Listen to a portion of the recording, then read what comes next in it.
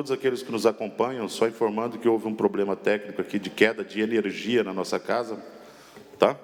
E agora nós retomamos novamente ali aos questionamentos ali em torno do aparelho em si mesmo, né? Do objeto da compra ali, aliás, dos que foram entregues, que não foram aqueles que estavam descritos na compra. Doutor Márcio, o senhor consegue nos ouvir ainda? O senhor tem que ligar o microfone do senhor. Deputado Sopelsa, o senhor está nos ouvindo também? Estou ouvindo agora. Agora estou ouvindo. Sim, senhor. Muito obrigado, deputado. Doutor Márcio. Eu estou indo aqui para a conclusão, tá, doutor Márcio? E tenho mais um questionamento a fazer para o senhor. Pois não? Como a gente está, durante todo esse processo de pandemia, né, a gente está assistindo pela TV, que um grande problema que foi enfrentado em todo o território nacional foi o seguinte: a compra de um determinado respirador, e a partir da compra desse respirador, era necessário, tinha prioridade e urgência, o treinamento do profissional que ia utilizá-lo. Por exemplo, vem um determinado, o modelo A é comprado, a empresa ela tem que fornecer também ali alguém que dê o treinamento para os enfermeiros e para os médicos que vão operar com aquele respirador. Existe essa necessidade real de que seja impreterível, que seja indispensável esse treinamento, ou todos os respiradores são iguais e funcionam da mesma forma? Não, a maioria dos ventiladores americanos têm características próprias, cada um difere um do outro. O treinamento é essencial. Quando você compra um ventilador mecânico de marcas diferentes daquela que você está habituado, você tem que criar uma familiaridade com aquele equipamento. Por quê? Porque às vezes esse equipamento tem características diferentes. Por isso que você tem várias marcas de ventiladores. Então, é importantíssimo que se tenha um treinamento. Isso deveria estar, na hora de comprar e adquirir, fazer com que a empresa que está vendendo o ventilador possa proporcionar, através de uma enfermeira ou através de um médico da assistência a essa empresa, treinar o corpo de médico da onde que vai ser colocado esse ventilador. Isso seria o ideal, obviamente. Isso aí não tem nem discussão. Por quê? Porque existem diferenças, né? É aquilo que eu falei para vocês, existem as diretrizes da Associação de Medicina Intensiva Brasileira, que foi produzido essa diretriz em 2013, e lá está listado as várias marcas de ventiladores com as suas características, ventiladores básicos, ventiladores com curvas e recursos avançados. Por quê? Porque eles diferem entre si.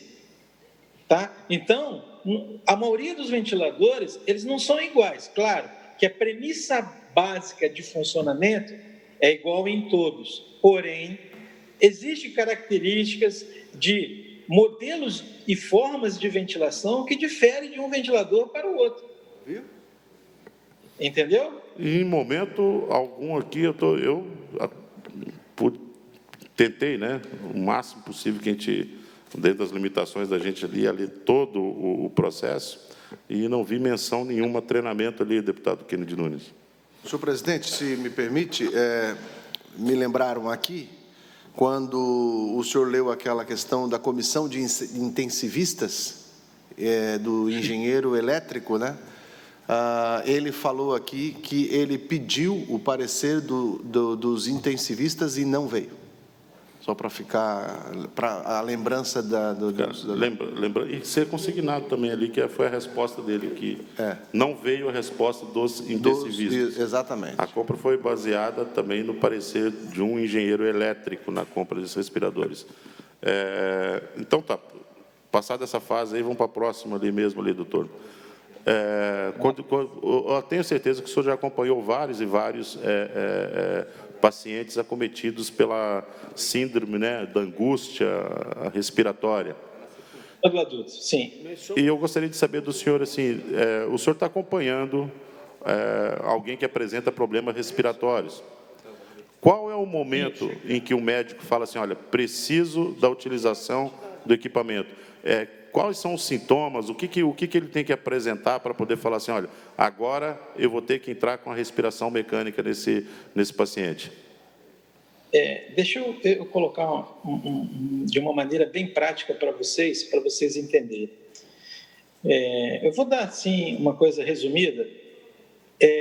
Eu estou formado há 34 anos e a minha especialidade é pneumologia, sou especialista em doenças do pulmão e intensivista, eu tenho os 2 títulos de especialista. Então, vê bem, quando nós deparamos lá no final de dezembro, quando surgiu essa epidemia, e lá na China, viram que a maioria dos pacientes, a maioria das pessoas infectadas por esse vírus, o órgão-alvo mais acometido nessa epidemia é o pulmão. Até então, não se sabia muito bem as características da doença. E com o passar do tempo, isso foi ficando mais claro. Então, vê bem, nem todos os pacientes acometidos pela Covid vão necessitar de ventilação mecânica. É um percentual daqueles pacientes que são acometidos pela doença, em torno aí de uns 3 a 5%, que vão necessitar da ventilação mecânica. São aqueles pacientes que apresentam grau de dispneia ou falta de ar intenso, que tenha tosse e que tenha o que a gente chama de saturação de oxigênio, que significa a ligação da hemoglobina ligada ao oxigênio, porque a nossa oxigenação ela é feita através da ligação do oxigênio com a hemoglobina e que é transportada do pulmão para o sangue e do sangue para o pulmão, o CO2 é eliminado pela respiração exalando o ar. Então, vê bem, os pacientes que necessitam de intubação e que requerem ventilação mecânica são aqueles pacientes que tenham dispneia importante, com grau de comprometimento da sua oxigenação, com saturação menor ou igual a 90%, 89%, 88%, que são sinais de insuficiência respiratória grave. Aqueles que têm frequência respiratória, respiram mais rápido, mais do que 30 impulsões respiratórias por minuto, que têm oxigenação baixa e que têm alterações radiológicas, imagem radiológica, com comprometimento pulmonar bilateral. São esses pacientes que devem ser intubados e vão ser necessária a utilização de ventilação mecânica. Por quê? Porque essa baixa oxigenação já é o início do que a gente chama de síndrome de angústia respiratória do adulto. A gente faz uma relação, através da medida da oxigenação, a gente colhe um exame no sangue arterial, chamado gasometria arterial, em que a gente consegue analisar e determinar a concentração de O2 no sangue arterial. Então, essa gasometria, a gente consegue fazer um cálculo que é a relação da concentração do oxigênio no sangue arterial pela fração inspirada de O2, que é a fração do ar que o indivíduo está respirando. Essa fração de ar que o indivíduo respira pode ser a fração do ar inspirada do meio ambiente, ele não requerendo nenhuma necessidade de oxigênio suplementar, que é a fração de ar respirada no ar ambiente é 21%, e o indivíduo pode requerer uma fração inspirada de ar de 40%, 50% ou até 100%. E aí você faz um cálculo dessa relação. Então, significa síndrome de angústia respiratória de adulto, ponto da relação dessa concentração de oxigênio sobre a fração inspirada de O2, ela é menor ou igual a 200. A maioria desses pacientes, nessas condições, requer intubação e requer ventilação mecânica. Então, o percentual de que ocorre isso é em torno de 3 a 5% dos pacientes comprometidos pela Covid. Não sei se eu fui claro. Claríssimo. Uma vez que ele apresentou, através da gasometria ali, do exame da coleta de sangue ali, que os níveis de oxigênio não realmente se faz necessário que se intervenha ali com a respiração mecânica ali. Se não tiver o respirador mecânico à disposição do médico naquele momento ali, o que acontece com essa vítima, doutor? A tendência é o óbito, Porque esses pacientes, na grande maioria das vezes, não conseguem sustentar a oxigenação e a hipoxemia é um dos fatores maiores para levar a parada cardiorrespiratória, porque a hipoxemia leva à sistolia, que a gente chama, o coração para de bater, e esse indivíduo geralmente evolui para óbito. Se você não tem um mecanismo para manter a oxigenação nesse período, até que esse pulmão recupere, obviamente o paciente não tem a mínima chance de você recuperar esses indivíduos. Muito obrigado. Senhores deputados, se dependêssemos dos respiradores, é nesse ponto que eu quero chegar, tá, doutor? Se nós dependêssemos exclusivamente desses 200 respiradores, do qual chegaram os 50, de uma outra marca que não é a ideal, aquela que foi listada no contrato, e mais ainda, sem o treinamento para os profissionais utilizarem, validada por um engenheiro eletricista, se nós dependêssemos dessa compra, e se fosse colocado Santa Catarina naquele cenário trágico que foi nos passado, há 2, 3 meses atrás, aí, de que nós estaríamos tropeçando em defunto pela rua, provavelmente muita gente estaria morta agora por falta desses respiradores. Consulta os demais deputados ali, se mais algum questionamento a fazer para o médico.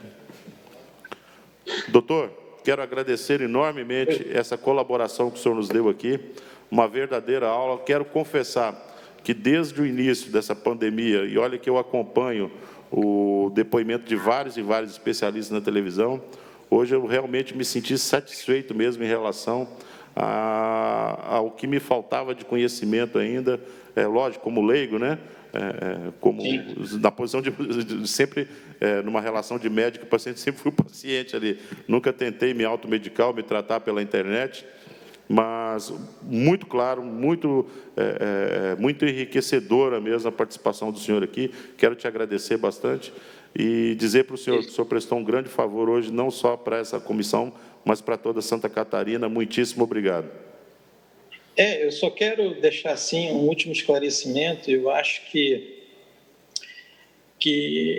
o que é importante também dizer, né, você não adianta ter o ventilador mecânico se você não tiver por trás uma equipe multiprofissional que possa manejar esses ventiladores e controlar esses ventiladores para que se obtenha um resultado satisfatório. Ou seja, não adianta só você pensar na compra do equipamento se não tiver os profissionais treinados e habilitados para manejar esses equipamentos. Então, se fez uma busca incessante, desenfreada para esses equipamentos, mas se esqueceram de que existe o ser humano para manipular esses equipamentos. Não adianta você comprar uma nave ou um carro de última geração se você não tiver o piloto para dirigir, né, e comandar essa situação. Então, precisa de uma reflexão no sentido de que, realmente, tem áreas no nosso país, regiões do nosso país, que está um caos. Por quê? Porque o número de infectados é acima do limite que você tem para oferecer de leitos em UTI, de equipamentos, é óbvio. Isso é um problema crônico no nosso país, porque a saúde nunca foi valorizada nesse período, de milhares de anos. É óbvio que o problema que nós estamos tendo hoje não é de agora, Mas o que é bom ficar bem claro é que você tem a compra dos equipamentos, mas você precisa do profissional habilitado para fazer com que esses ventiladores funcionem adequadamente. Então, a ajuda das empresas nacionais, nós temos que deixar aqui um louvor a essas empresas que foram atrás para buscar essas peças importadas, montar um ventilador para fornecer para a necessidade, a demanda que nós precisamos. Nós temos que deixar aí um louvor para essas empresas. E eu acho aqui, próximo da gente, em Jaraguá, se tem aí um ventilador, que houve um parecer, existem médicos por trás dessa produção desses ventiladores mecânicos, a VEG, aqui próximo da gente, eles procuraram profissionais da área para auxiliar eles na confecção desses ventiladores. E eu acho que é isso que tem que ter profissionais junto, montar uma equipe, Não adianta só o engenheiro. Se você tem um engenheiro, mas não tem um médico, o que adianta? Essa é a minha opinião, bem clara, Ou seja, eu não sou pago para nenhuma empresa de ventilador mecânico para falar sobre isso, pelo contrário, a gente tem uma ética, né? A gente não tem nenhum conflito de interesse nesse sentido, para falar que realmente precisa de um treinamento e precisa do profissional habilitado para poder funcionar. É isso que eu deixo aí como mensagem, né? Muito obrigado, doutor. Peço mil desculpas ali ao deputado Sopelsa por fato de não nos acompanhar de forma remota ali. Quero perguntar a Vossa Excelência se tem algum questionamento a fazer ao doutor.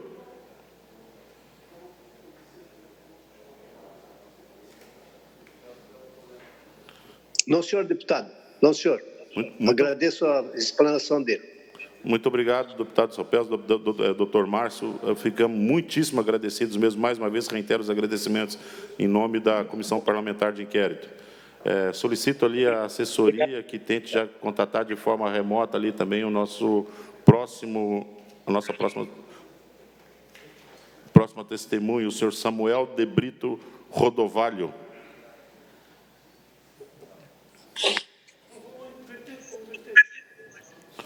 Um minuto. Vamos ouvir o Samuel? Vamos ouvir o Samuel primeiro.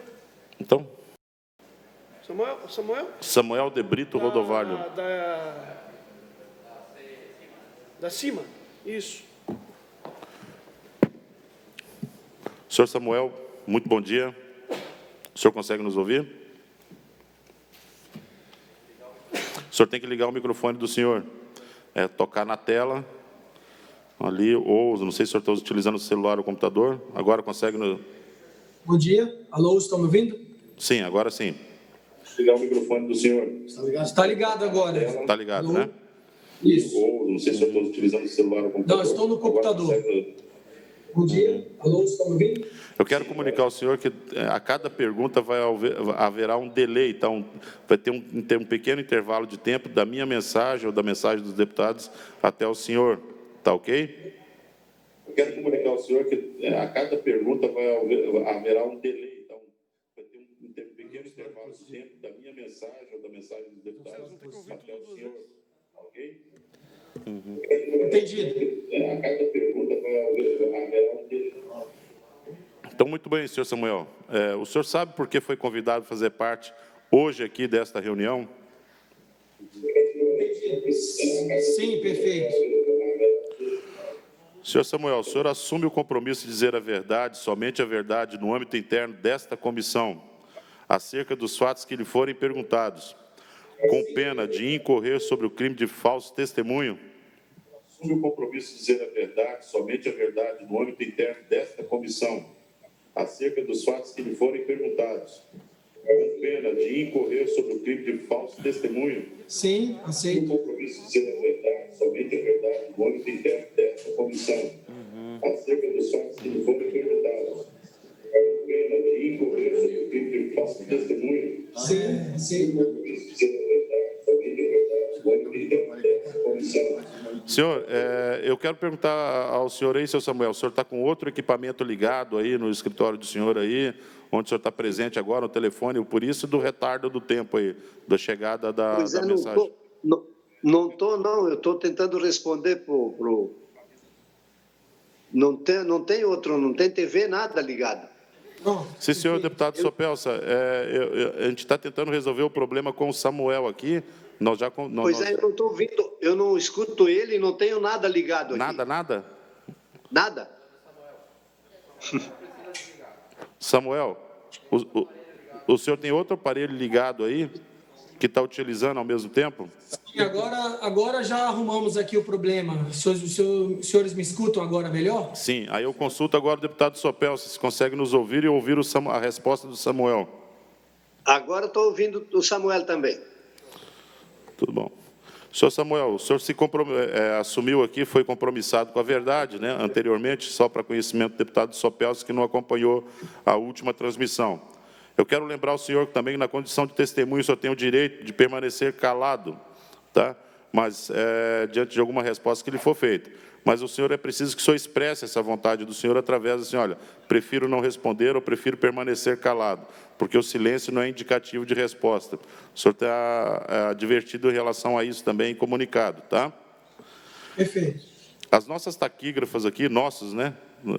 Os taquígrafos aqui da casa aqui, eles precisam que o senhor fale de forma bem declarada, para registro nosso aqui, o nome completo do senhor, a data de nascimento, a sua profissão, o lugar onde exerce essa sua profissão, essa atividade, né? E o seu local de nascimento o mais próximo possível do microfone.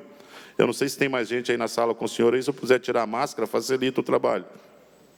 Eu estou aqui no escritório dos meus advogados, eles estão presentes aqui também, doutor Milton e doutor Felipe, e por isso que nós estamos aqui com a máscara. Até quero agradecer, porque peticionamos aí a minha testemunha pelo videoconferência, porque minha esposa está grávida, e eu vou falar bem rápido aqui. Então, meu nome é Samuel de Brito Rodovalho, eu nasci em 20/5/78, nasci em Goiânia, Goiás, e eu sou empresário, e as minhas empresas, elas ficam em São Paulo, a principal delas em Valinhos, na cidade de São Paulo. Mas eu resido em Florianópolis e trabalho em São Paulo. O senhor já disse, já que está acompanhado de advogado, então tem a necessidade que os advogados do senhor se manifestem também, tá? Eu preciso do número da OAB deles ali, é o F, a inscrição da OAB dele, em qual estado? Bom dia, senhor presidente, Igreja Comissão. Eu sou o Newton João de Macedo Machado, o nome mais conhecido como Newton Macedo Machado, OAB Santa Catarina 019-360. Estou aqui ao lado do senhor Samuel, acompanhando já a ele já desde o início desta operação. Boa tarde, excelência. Boa tarde, presidente. Eu também sou advogado do Samuel. Eu me chamo Felipe Ximenes Malinverni, OAB 26426. Senhor Samuel, o senhor se encontra em que cidade agora, nesse exato momento? Agora é aqui em Florianópolis. Senhor presidente. Pela ordem, deputado Vanades. Eu vou sugerir a suspensão da ouvida do Samuel. Deputado, ele tinha feito um pedido ali, que ele tem uma mãe idosa ali e a esposa grávida em casa. Não, ali, mas se ele pode se deslocar até o escritório de advocacia para estar junto com seus advogados, ele pode se deslocar para estar aqui na CPI. Não tem razão nenhuma. Estou apresentando um requerimento de suspensão da ouvida dele por teleconferência, remarcação de nova data para que ele esteja presente junto conosco aqui. Não há razão nenhuma de uma pessoa que se desloca ao escritório de advocacia para fazer videoconferência conosco. Nós temos um compromisso de trazer aqui os secretários de Estado, nós rejeitamos um requerimento do governo para fazer videoconferência de pessoas que estão com a atividade que o governo pediu. Então, não tem como ouvi-lo por videoconferência, ele está aqui. Eu acreditei que ele estivesse em São Paulo, impossibilidade de comparecer. Eu apresento o requerimento, Vossa Excelência. Recebo o requerimento de Vossa Excelência e coloco ele em discussão com os demais deputados. Senhor presidente, concordo e apoio plenamente aqui o requerimento do deputado Ivan. Estando em Florianópolis, até pela dificuldade da videoconferência, sérios problemas que tem, às vezes, no áudio, na comunicação, esse atraso. Então, de forma prática aqui, se secretários, ex-secretários vieram aqui conversar conosco, eu acho que é justo, então tenho o apoio, virão outros, então tem meu apoio ao requerimento do deputado Ivan. Presidente. Deputado Kennedy Júnior, Vossa Excelência, com a palavra. Eu sei que o motivo que foi colocado pelo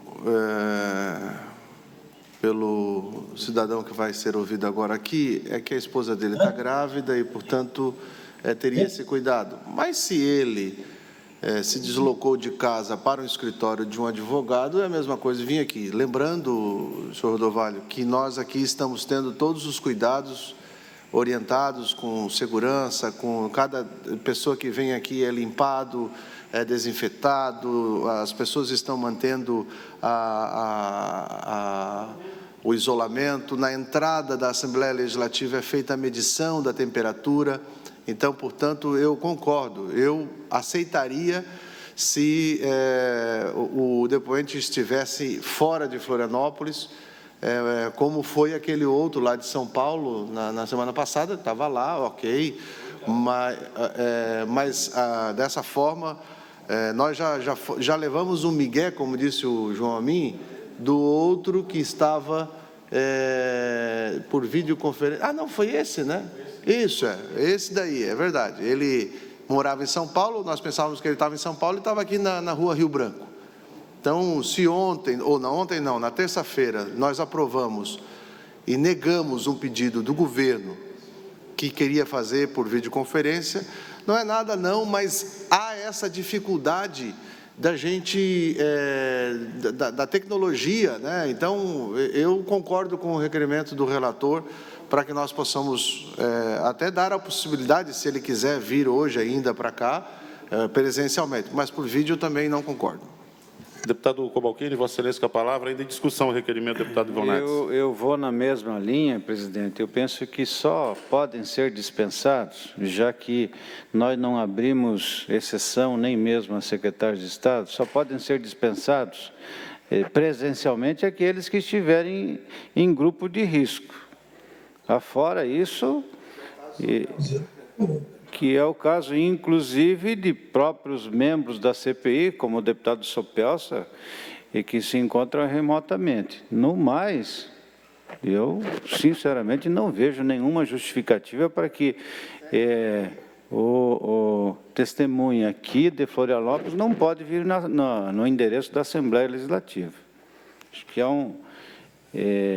penso que seja uma falta de respeito, inclusive, a essa CPI. Deputado Fabiano da Luz, ainda em discussão.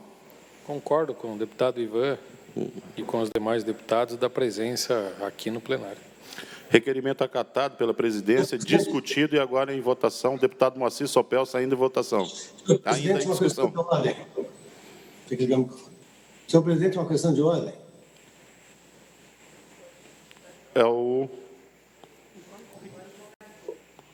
Concordo com o requerimento do deputado Ivan Neves. O requerimento já foi discutido, agora em votação. Senhor presidente, uma questão de ordem. Um minuto.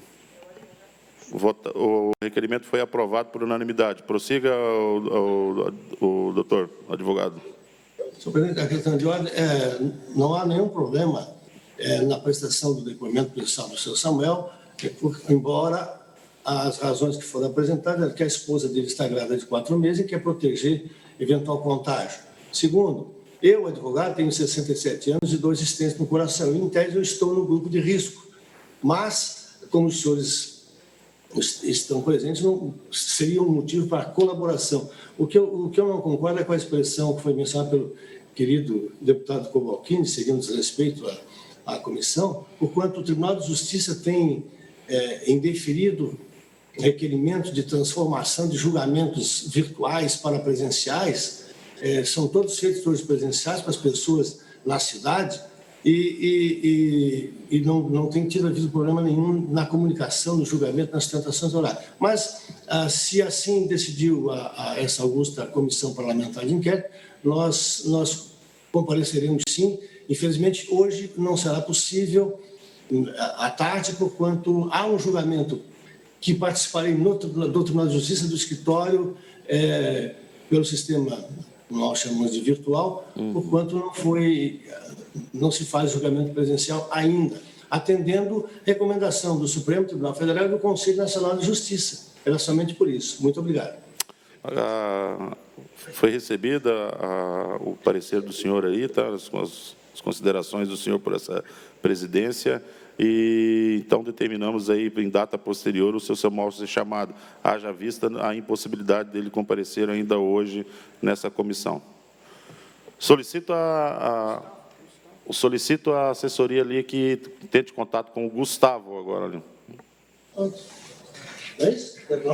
Samuel, muito obrigado. Muito obrigado a todos. Ela sai daqui.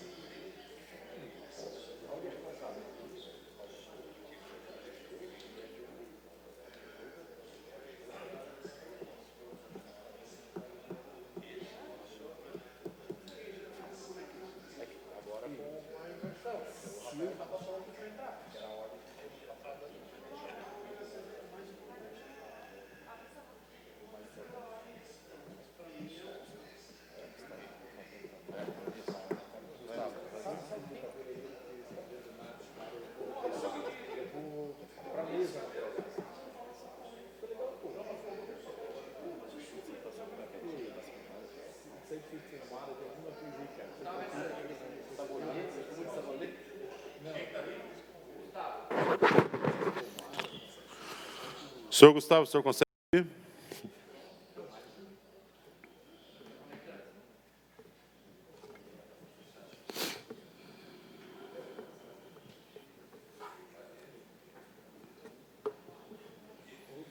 Senhor Gustavo, o senhor consegue nos ouvir?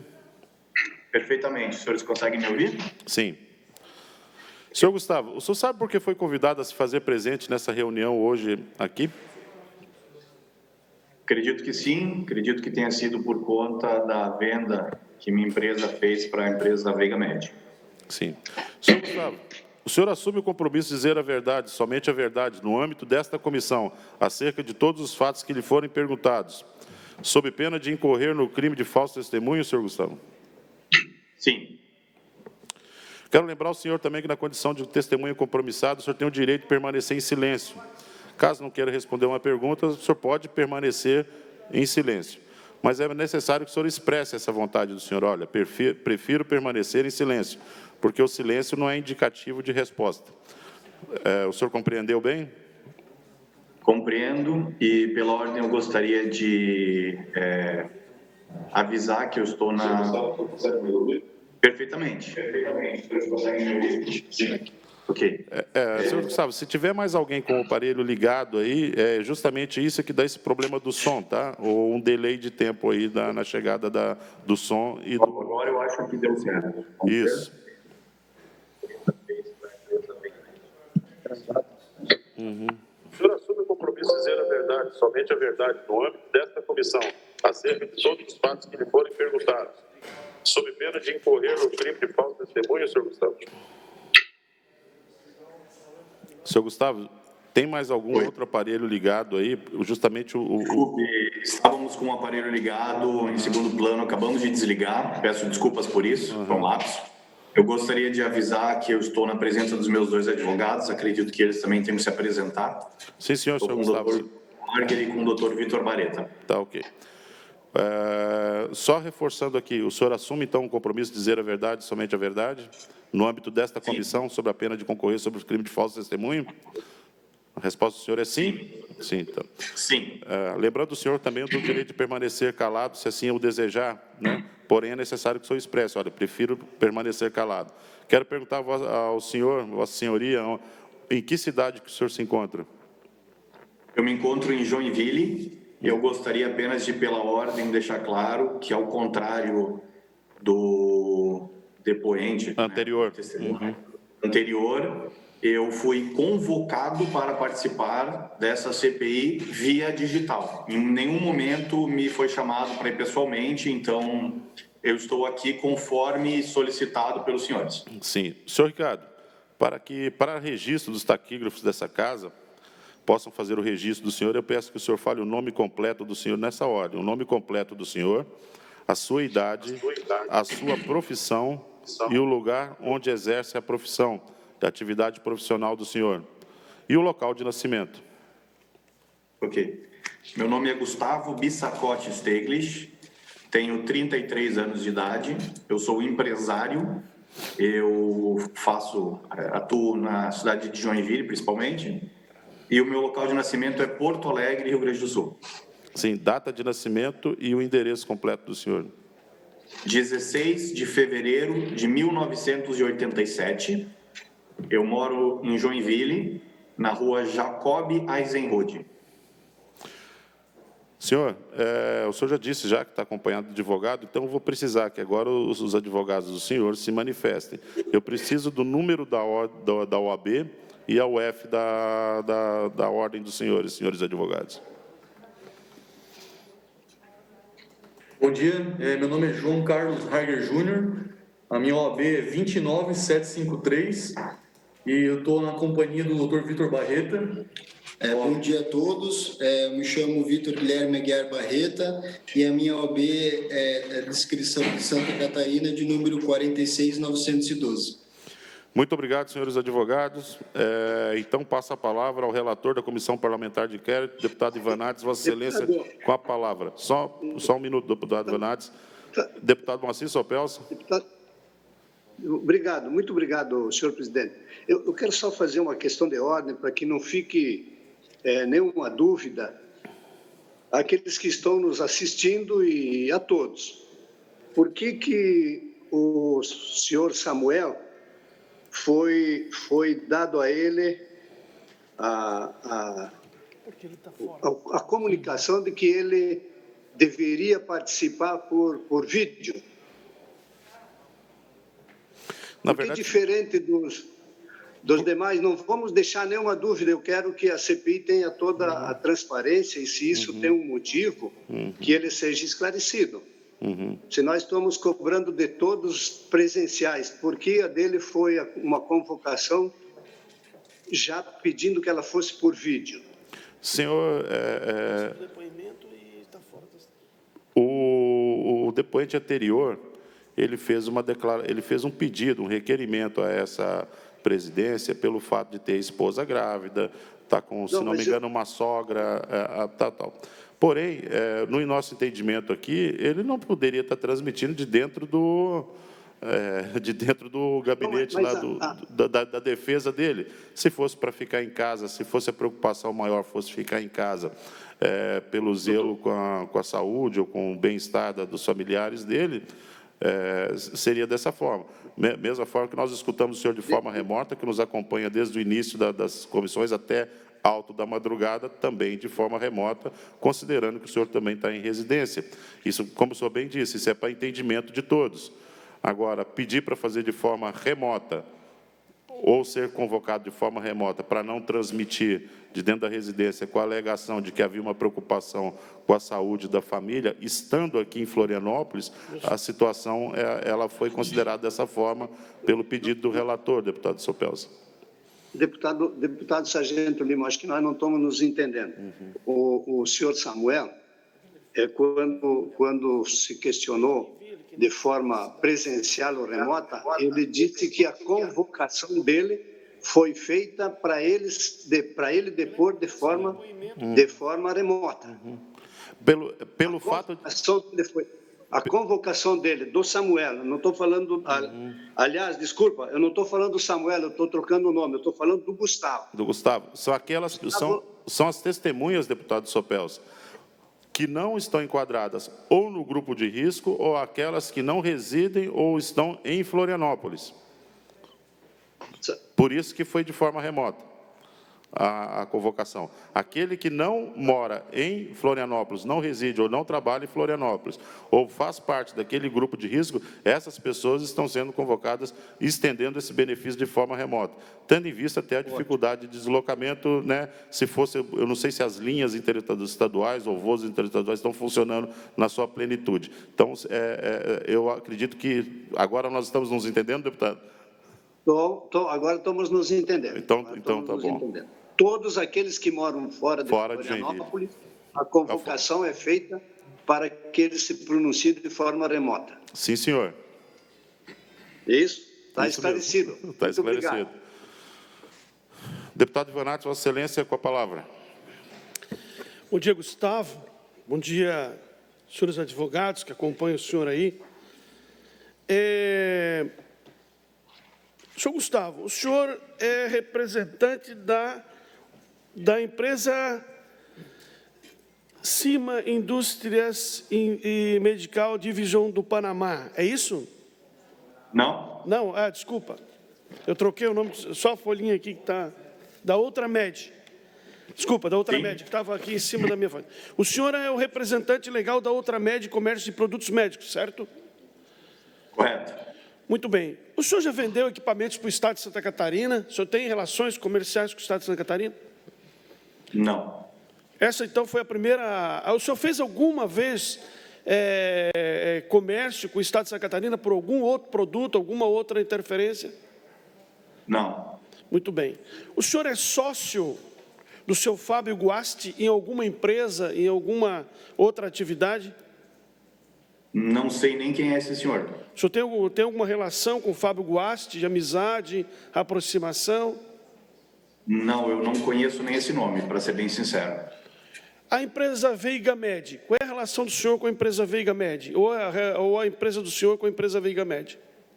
Ok, a minha relação com a Veiga Med não é nenhuma. A relação da minha empresa com a Veiga Med, ela se restringe a um único negócio que foi feito, A Veiga Med ela fez a tentativa de compra, né, de testes de Covid, que são testes que a minha empresa importou legalmente, fez a venda legalmente, pagando todos os tributos, tudo certinho. E a Veiga Med entrou em contato conosco para fazer compra desses testes. Essa venda ela estava em andamento. Eu recebi os valores, foi emitida a nota fiscal, foi pago inclusive os impostos. Existe uma tributação chamada de ST, substituição tributária, que ela é paga, o fato gerador dela e o momento de pagamento é entre a emissão da nota fiscal e a entrega dos produtos. Foram 3 milhões de reais pagos ao Estado do Rio de Janeiro, via ICMS, né, via ST. E, enfim, o caminhão foi carregado e a venda seria concluída com a entrega dos testes. Porém, como acho que já foi amplamente divulgado na mídia, entre a saída dos produtos na sexta-feira e a entrega dos produtos na segunda, estourou esse escândalo a respeito da Veiga Med, o que me deu tempo suficiente de fazer o caminhão voltar, cancelar a venda e, inclusive, deixar à disposição do governo os valores que a Veiga Med haviam pagos para a minha empresa, inclusive tendo um prejuízo, né, de relação de fluxo de caixa, pois até o momento eu ainda não recebi de volta os impostos pagos por essa venda que não foi efetivada. Os produtos que foram... Eu vi que tem uma medida cautelar medida cautelar da primeira vara da Fazenda Pública da comarca de Florianópolis, que bloqueou os valores que a Veiga Med teria repassado para o senhor, 11 milhões e pouco de reais.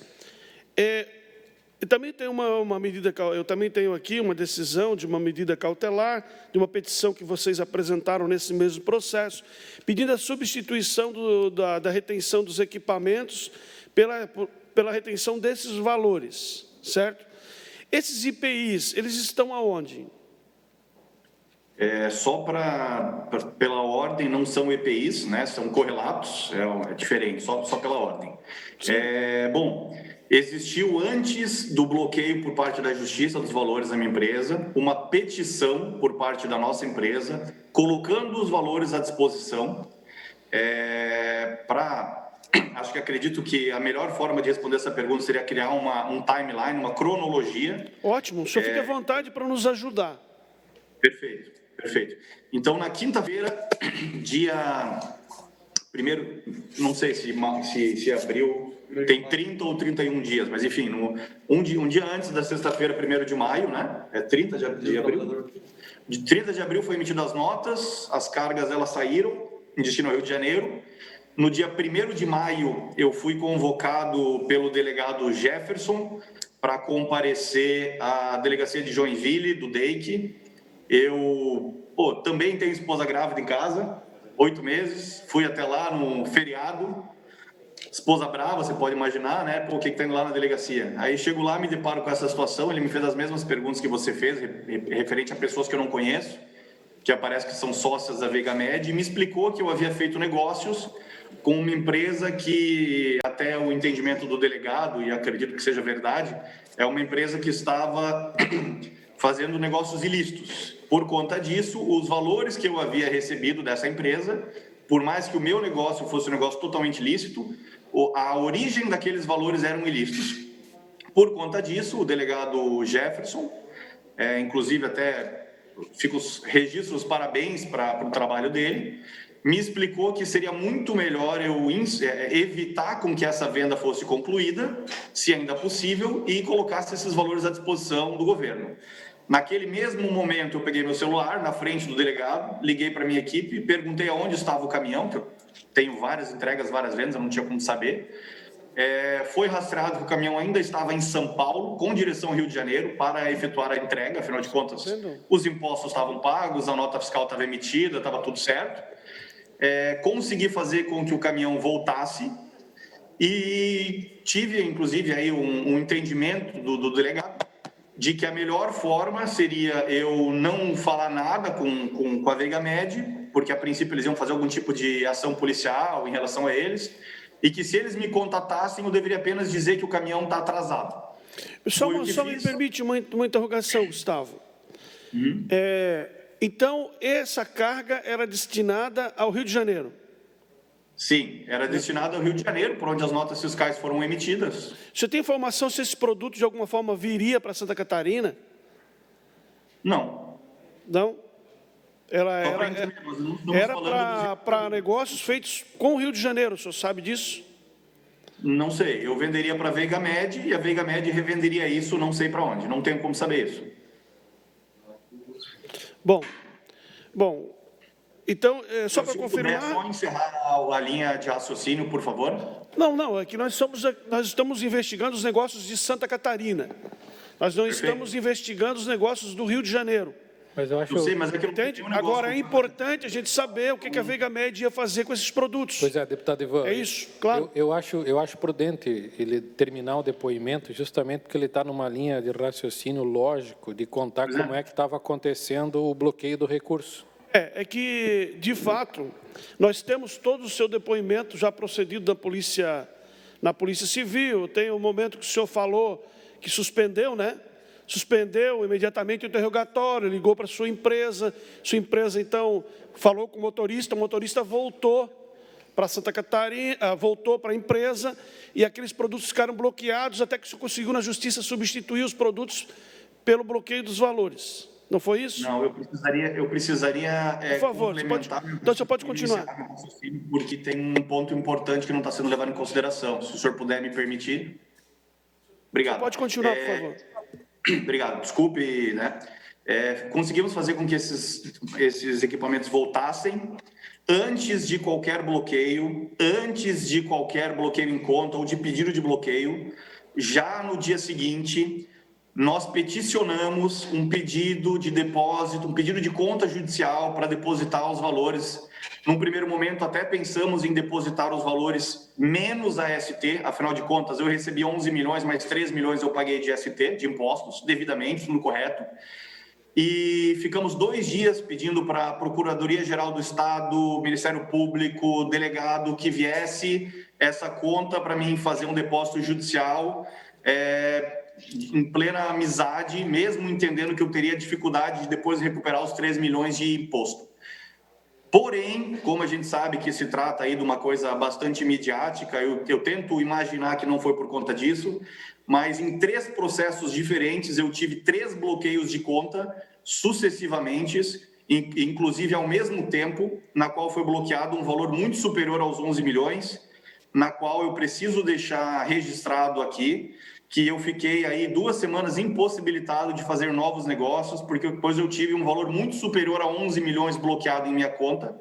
Fato esse que meus advogados já me indicaram e peticionaram, inclusive, que existe uma questão legal aí de abuso de poder, porque eu tive bloqueios vindo de Gaspar, tive bloqueios vindo do Ministério Público e tive bloqueios vindo de uma ação coletiva do Estado, que acredito que seja essa que começou a CPI, nas quais a minha empresa, que fez um negócio legal, que se botou à disposição de devolver os valores e que pagou os impostos, teve não só o valor dos impostos, mas até 3 vezes o valor correto, bloqueado em conta, até que, depois de muita briga, fosse liberado os valores até o limite de bloqueio de 11 milhões. Isso é importante deixar claro. Obrigado. Satisfeito. Deputado Cobalcini.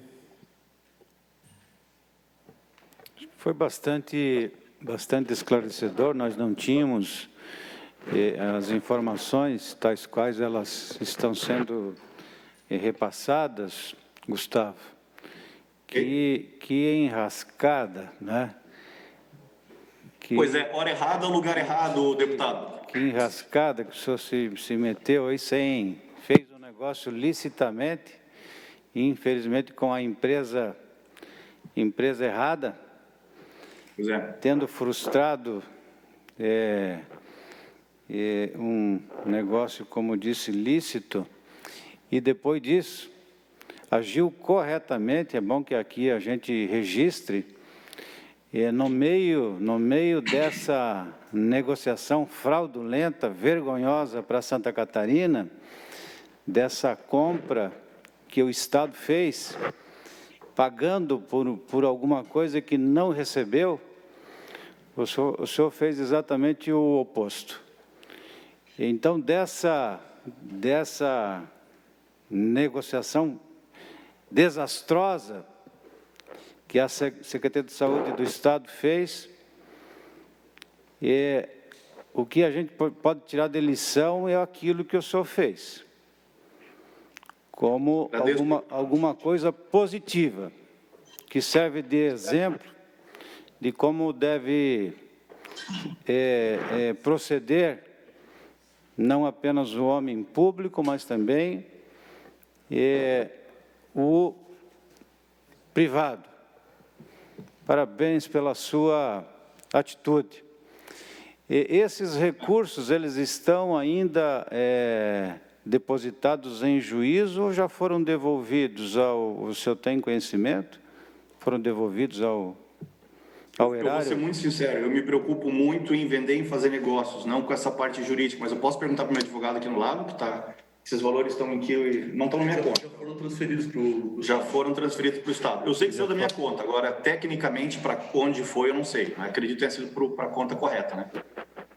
Ok, eu teria outros questionamentos, mas depois da forma clara como para mim ficou, nós não tínhamos essas informações, eu estou satisfeito e quero lhe cumprimentar pela sua lisura nesse processo, pela transparência também com que trata as coisas e pelo cuidado que muitos não tiveram com recursos públicos que o senhor teve.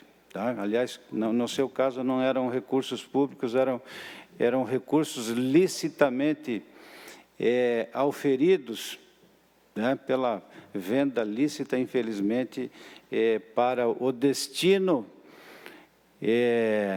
errado, né, que é a Veigamed. Eu estou satisfeito. Muito obrigado, deputado. Antes de passar a palavra ao deputado Kennedy Nunes, quero comunicar aos membros dessa comissão que, em contato, pedir à assessoria que entrasse em contato com o senhor Rafael Verklin, e talvez por falta de orientação jurídica não se percebeu do fato ainda de que essa comissão parlamentar de inquérito ela tem os mesmos poderes de uma instrução judicial como qualquer outra, e que o mesmo ele se nega hoje a entrar em contato com essa comissão aqui de forma remota, tendo em vista ali reclamando da troca da ordem daqueles que foram ouvidos. Já tivemos aqui outras testemunhas que chegaram a esperar 10 horas sentados ali na sala ao lado dessa sala de comissão. Comunicação para ele de que a próxima presença dele será a próxima ouvida dele será de forma presencial, em data pré-marcada, e que nós também temos o poder de pedir que ele seja conduzido de forma coercitiva. Portanto, pedir ao chefe da assessoria que entre em contato com ele e comunique desse fato, para que ele possa evitar esse transtorno, pois toda uma estrutura montada aqui para a comissão, funcionasse no dia de hoje, todos pudessem ter o conhecimento da lisura dos nossos trabalhos e do andamento deles também. Então, tão logo ali haja uma resposta ali, eu peço à assessoria que nos comunique se conseguiu o contato via telefone com ele, para que ele possa se manifestar. Deputado Kennedy Nunes, Vossa Excelência, com a palavra. Bom dia, Gustavo. Que bom saber que tu é de Joinville e que agiu dessa forma. Parabéns. Mas eu queria perguntar algumas coisinhas aqui.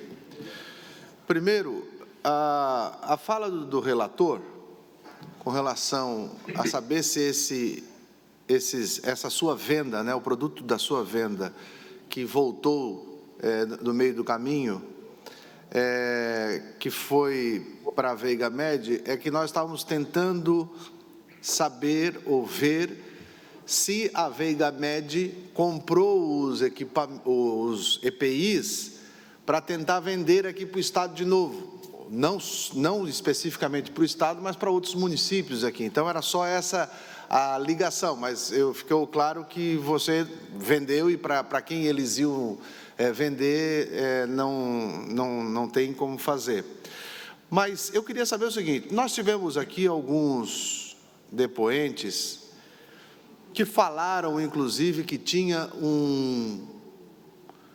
como é que foi falado do comercial, do aumento do preço? Canibalismo comercial. Você que trabalha com isso, percebeu que lá em março, abril, tinha um tal de canibalismo comercial, se referindo a altas de preço, a busca e essa negociação que tem tudo aí? Você que trabalha nisso, foi perceptível isso ou não? Boa tarde, Kennedy. É um prazer estar conversando com o senhor, pessoa tão importante aqui da cidade. Pena que é numa condição como essa, né, deputado? Bom, deputado, isso aqui não é uma aula de economia, mas a gente sabe que o preço é regido pelo mercado, trata-se de lei da oferta e da procura. Eu sei também que existiu muita especulação, meu telefone era assim, coisa de mais de 1000 ligações por dia e muita especulação, pessoas pedindo. Eu cheguei a receber um orçamento de um distribuidor dizendo que ele ia vender para o Acre 7 milhões de unidades. Aí eu fui no Google e descobri que no Acre tem 700 mil pessoas. Então, assim, eu acho que a gente tem que dividir muito o que é especulativo e o que é real.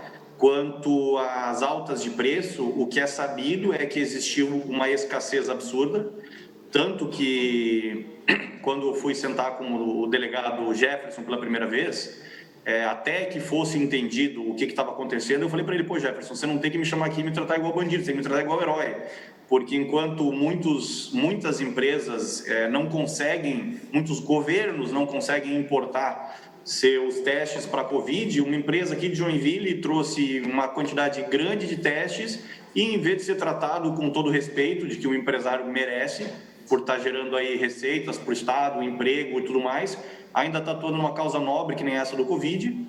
E, estou sendo aqui agora escrutinado por conta de algo que não deveria. Resumindo, o que eu posso dizer é que sim, houve uma escassez de preço. Essa escassez de preço, ela acaba sendo vista uma escassez de produto, né? Acaba sendo refletido por uma lei de oferta e demanda, mas nada que fuja do razoável. Ao menos as vendas feitas pela minha empresa, elas foram todas dentro de um patamar de valores razoável. Se fora disso existiu alguma coisa diferente, aí eu acho que cabe à CPI investigar. Obrigado, Gustavo. Bom lembrar, até a gente já sabe, mas quem está acompanhando muitas vezes não sabe, é que a empresa Veigamed, deputado Felipe, ela estava envolvida, inclusive, com a venda de EPIs roubados no aeroporto de Guarulhos para a prefeitura de Guarulhos. Então, eu vejo que nesse processo todo, a empresa do Gustavo foi uma dessas que, como ele diz, estava na hora errada e no momento errado, porque o cerne da questão, o bicho podre da questão, é essa Veigamed, que enganou aqui e que estava, inclusive, vendendo produtos furtados do aeroporto de uma carga que tinha vindo da China.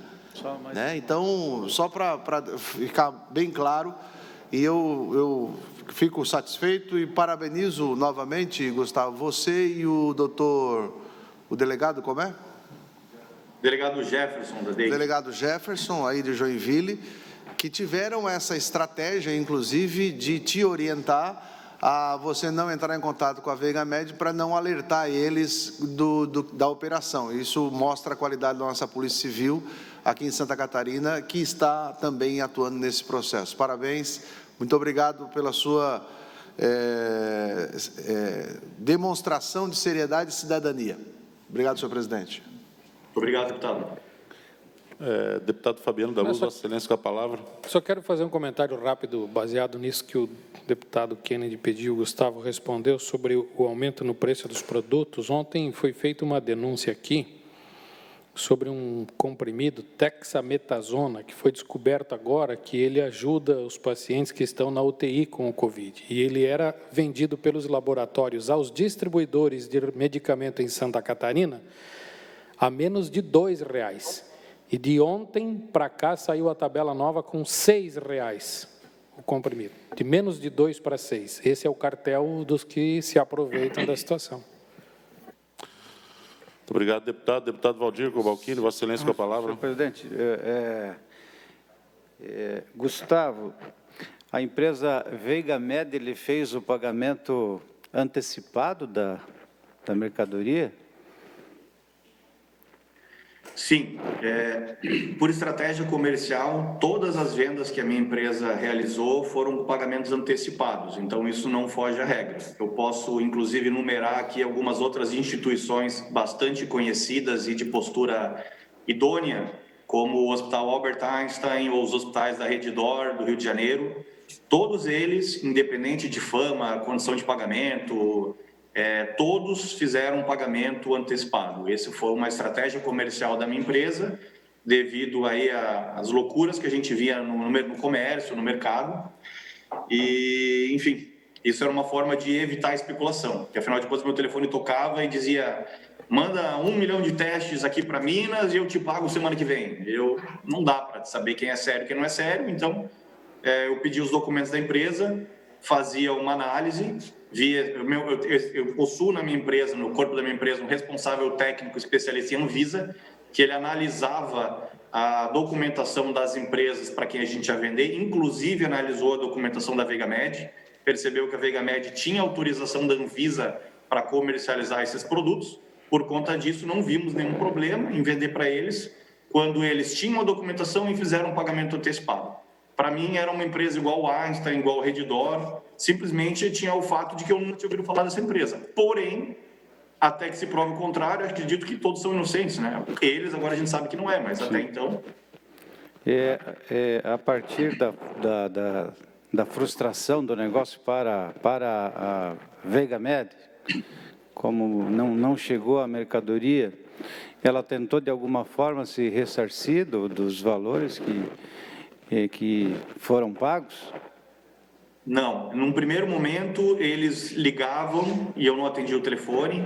Nesse meio tempo, meus advogados começaram a procurar o delegado Jefferson para pedir, falar, meu cliente está começando a ficar até com medo, né? Afinal de contas, sim, se o negócio é lícito, eu não posso simplesmente não entregar e sumir. Aí eu fiquei até com medo que ele viesse procurar a polícia, alguma coisa assim, achando que eu tivesse feito algo errado, né? Então, o delegado Jefferson, depois de 3 dias, ele fez uma declaração do DEIC, dizendo que a empresa Ultramed havia sido orientada a não seguir com a venda. Só 3 dias depois, quando os caras me ligavam de 15 em 15 minutos e eu não atendia, tudo que eu fiz foi entrar em contato com eles através do WhatsApp, já para evitar a ligação, e eu mandei para eles, segue documento recebido pelo DEIC. Depois que eu fiz isso, eles sumiram. Então, a empresa Veigamed eles não responderam mais depois disso. Tomou do próprio veneno. Ok, Gustavo. Muito obrigado. Antes de passar a palavra ao deputado Felipe Estevo, consulto o deputado Sopelsa, se ele deseja também... Sim, quero fazer uma pergunta, deputado. Tem óbvio ali, seu deputado Sopelsa. Deputado Sopelsa, Vossa Excelência, com a palavra. Eu queria... Bom dia a todos, né? Bom dia ao Gustavo. Para ficar, não ficou claro para mim. A tua empresa fez uma venda para a Veigamed de 11 milhões de reais. Perfeito, deputado. Perfeito? 11 milhões. Esses 11 milhões eram referentes a IPIs. Não, deputado. Eram referentes a 100 mil testes de Covid. Só por ordem técnica, o teste de Covid não é considerado um EPI. Eles não tinham comprado, no caso dessa compra, não tinha nada de respiradores. Nada. Minha empresa ela não comercializa respiradores, deputado. Os 11 milhões que foram bloqueados eram referente à venda de 50 mil kits de teste. Isso, referente à venda de 100 mil kits de teste, deputado. 100 mil kits de teste que a tua empresa fez para a Veigamed.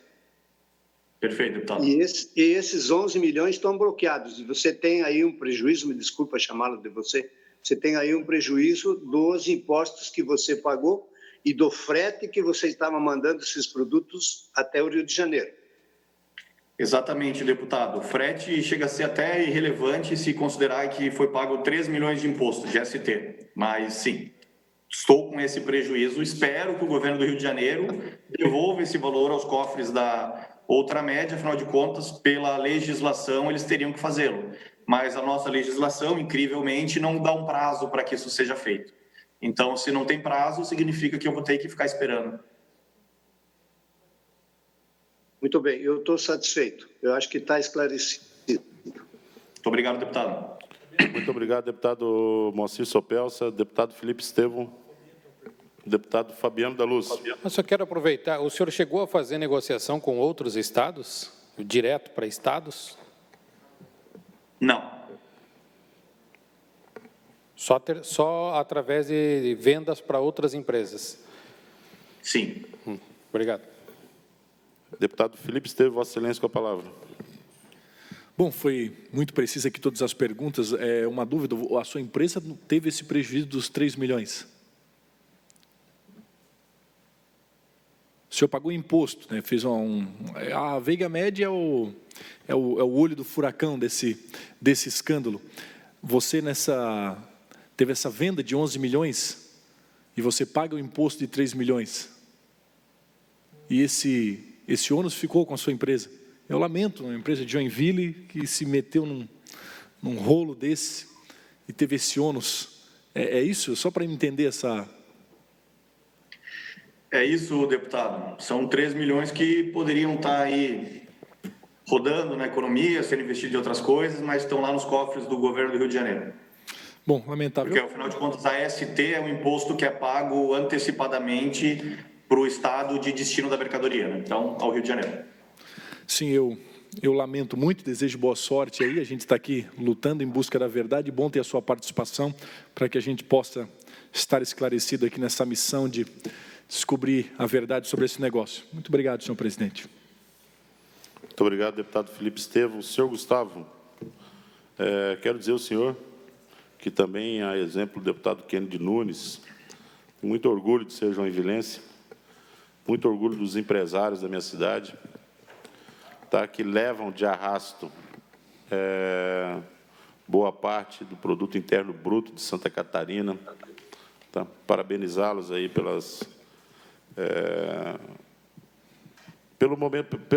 pelo comportamento que o empresariado tem, não só o joinvilense, mas de toda Santa Catarina, nesse momento de crise, né? Lamentável que tenha colhido esse prejuízo da contribuição dos impostos ali no valor de 3 milhões ali. Tenho certeza que a sua defesa vai saber recorrer disso e tentar recuperar esses valores aí, o que seria justo. Também quero dizer do seguinte, que não é numa péssima situação que nós estamos nos conhecendo. Moro em Joinville mesmo, no bairro Guanabara, eu resido ali. É numa excelente situação que nós estamos nos conhecendo. Nesse momento, deputado Kennedy Nunes, que as pessoas estão vendo quem está fazendo alguma coisa por Santa Catarina, quem trabalha de forma honesta, tá? De quem tem um compromisso com o Estado em que reside.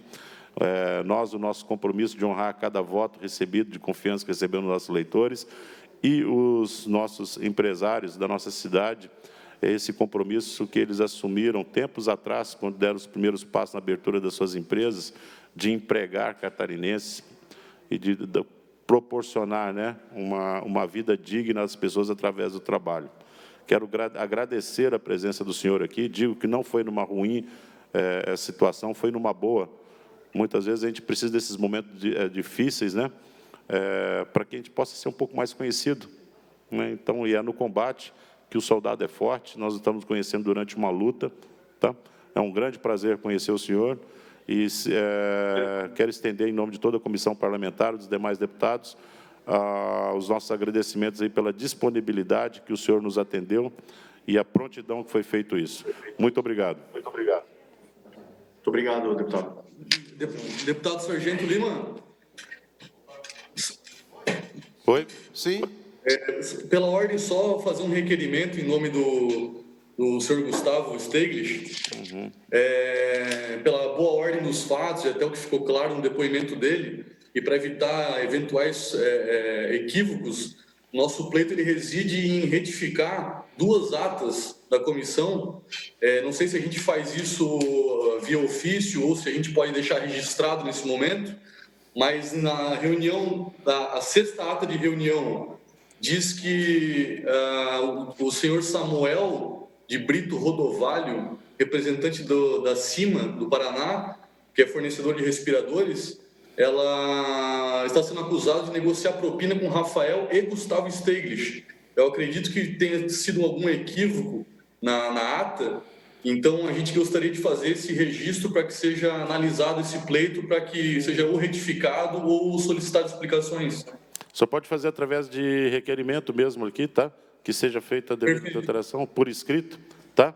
E já dou por acolhido já o requerimento do senhor. Mas só para ficar claro, então, para quem nos acompanha, o senhor Samuel de Brito Rodovalho não fez o pedido de comissão para o Gustavo, é isso? Nunca falei com ele. Não conheço o Samuel. Ok. Obrigado. Mais uma vez, muito obrigado, senhores advogados e o senhor Gustavo. Obrigado. Obrigado, deputado. Peço à assessoria ali que, se conseguir o contato com o Rafael ali, que possa colocar ele já online ali para a gente poder... Ok.